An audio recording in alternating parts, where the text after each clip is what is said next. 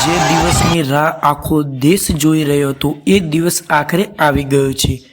ભારતની મહિલા ક્રિકેટ ટીમે ઇતિહાસ રચી દીધો છે।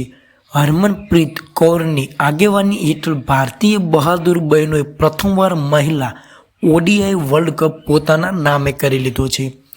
આ સફર સરળ નહોતી। ટુર્નામેન્ટની શરૂઆતમાં જ ભારતે સાઉથ આફ્રિકા, ઓસ્ટ્રેલિયા અને ઇંગ્લેન્ડ જેવી દિગ્ગજ ટીમોને પડકાર્યા હતા, પણ દરેક મેચમાં ટીમ ઇન્ડિયાને બતાવી દીધું કે હવે દુનિયા મહિલા ક્રિકેટરમાં ભારતની શક્તિશાળી ઓળખાશે। સ્મૃતિ મંધનાના ધમાકેદાર શોટ્સ, સફાલી વર્માની આક્રમક બેટિંગ અને દીપ્તિ શર્માનું અદ્ભુત ઓલરાઉન્ડ પ્રદર્શન એ બધું મળી આજે ભારતના ઇતિહાસનો સુવર્ણ પળ મળી ગયો છે।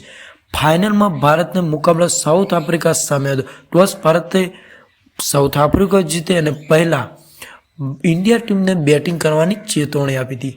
ઇન્ડિયા ટીમે સારું પ્રદર્શન કર્યું અને સ્કોર 299 સુધી લઈ ગયા હતા।